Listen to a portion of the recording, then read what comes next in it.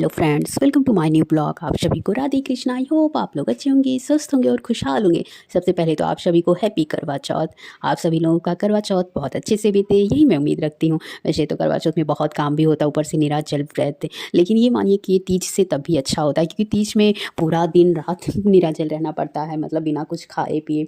और ये व्रत रहता है तो जो कि रात में खाया जा सकता है, लेकिन बात ये है इसमें काम भी इतना पड़ जाता है कि इंसान वैसे ही थक जाता है, वो खाएंगे क्या। तो हमारी मतलब मम्मी नहीं रहती है, मतलब हमारे गाँव पे नहीं रहा जाता, तो इसलिए मम्मी तो नहीं रहती है, लेकिन हाँ हमारी दीदी रहती हैं, क्योंकि उनके यहाँ रहा जाता है। वैसे भी हम लोग को करवा चौथ बहुत अच्छा लगता है। वैसे जब हम लोग छोटे छोटे थे तो मम्मी से बहुत कहते थे कि मम्मी आप भी रहिए, आप भी रहिए। मम्मी कहती थी अरे जब हमारे घर नहीं रहा जाता तो कैसे हम रहें। लेकिन मुझे बहुत पसंद है करवा चौथ, मुझे क्या हम तीनों बहनों को अच्छा लगता है, क्योंकि ये मतलब ऐसा होता है कि मतलब पहले तो ज़माने में ऐसा नहीं होता था कि चलनी में चेहरा देखना, ये सब नहीं होता था। लेकिन अब तो बहुत सारी चीज़ें हो गई हैं कि लोग चलनी में चेहरा देखते हैं, पति के हाथ से पानी पीते हैं, ये सब चीज़ें, इसलिए और अच्छा लगता है ये वाला व्रत।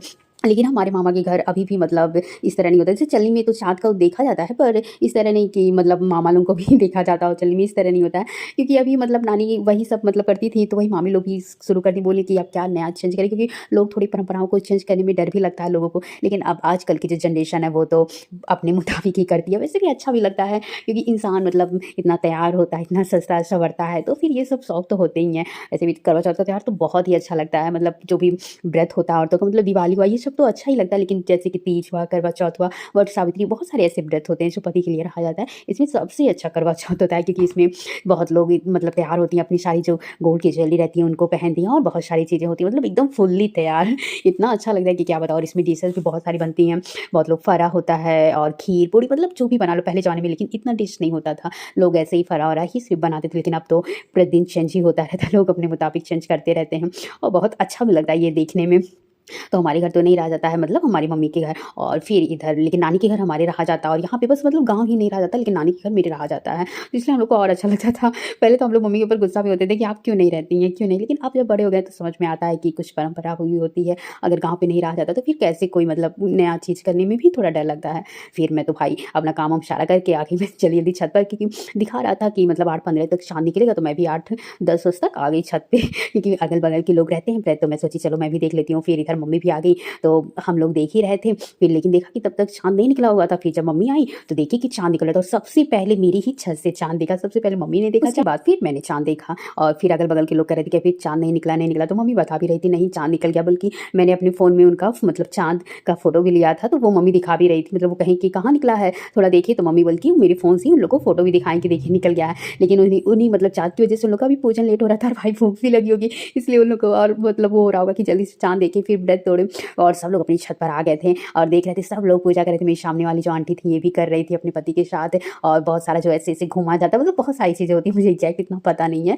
वो सब हो रहा था, पता नहीं क्या मतलब एक जो पार्टी होता है उस पर पहले वो कुछ बनाई बनाई, उसके बाद फिर वो अपना सारा पूजन वूजन की, बट वो मतलब चलने में चेहरा वरा नहीं देखी, और फिर मतलब अपने पति को प्रणाम की, उनके हाथ से उन्होंने पानी वानी पिया। सामने वाली जो आंटी थी वो तो पूजा वूजा करके चली गई। पहले तो उनको भी नहीं दिख रहा था, लेकिन जब बाद में दिखा होगा तो वो तो अपना पूजा वूजा करके चली गई। यही होता है, जिसको जितना जल्दी दिख जाए उतना ही जल्दी उनका व्रत टूट भी जाता है।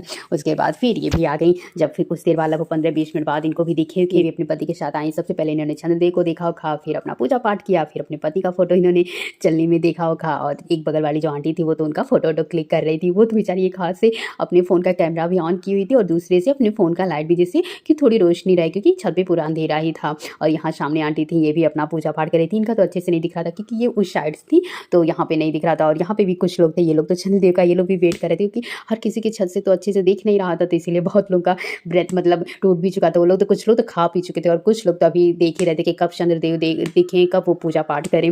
उसके बाद फिर जब उनको भी दिखा होगा तो वो भी अपना पूजा पाठ किए अपने पति के साथ। छोटा सा मेरा ब्लॉग सिर्फ मैंने करवा चौथ पे बनाया था।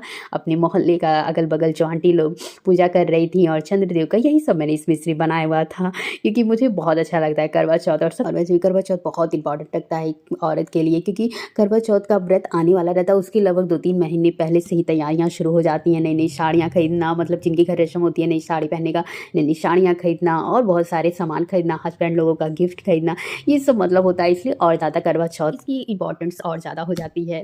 आप सभी को अगर ये मेरा ब्लॉग अच्छा लगा हो तो प्लीज़ लाइक, सब्सक्राइब, शेयर और कमेंट जरूर करिएगा। आप सभी को राधे कृष्णा, बाय बाय। और हाँ, आप सभी को एक बार फिर मेरी तरफ से हैप्पी करवा चौथ।